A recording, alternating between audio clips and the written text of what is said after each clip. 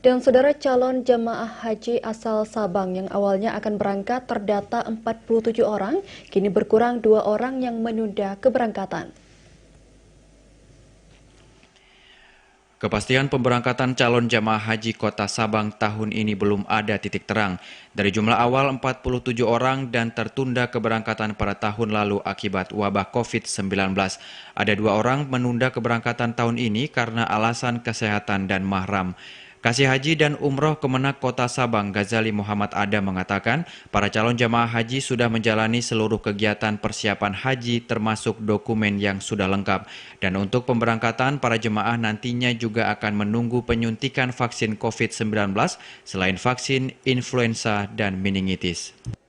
Yang semua yang 47 yang akan berangkat, tapi ada 2 orang tunda. Kalau memang kalau insya Allah jadi berangkat haji tahun ini, jemaah Sabang itu sampai 45 orang jemaah yang akan berangkat. Yang tunda yang pertama itu yang satu alasan sakit, sementara yang satu lagi itu dia menunggu suaminya alasan mahram.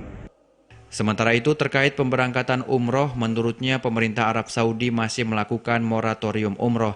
Kemenak Sabang hanya menerima laporan pendataan jemaah dan travel saja. Sedangkan tanggung jawab pemberangkatan dan dokumen jemaah ditangani pihak travel yang terdaftar dan sah di Kemenak Provinsi Aceh. Jumlah pendaftar haji di Sabang hingga 2021 ini tercatat di Seskohab ada 1.279 orang, dengan rincian laki-laki 554 orang dan perempuan 725 orang. Dari Sabang, Mahfud TVRI Aceh melaporkan.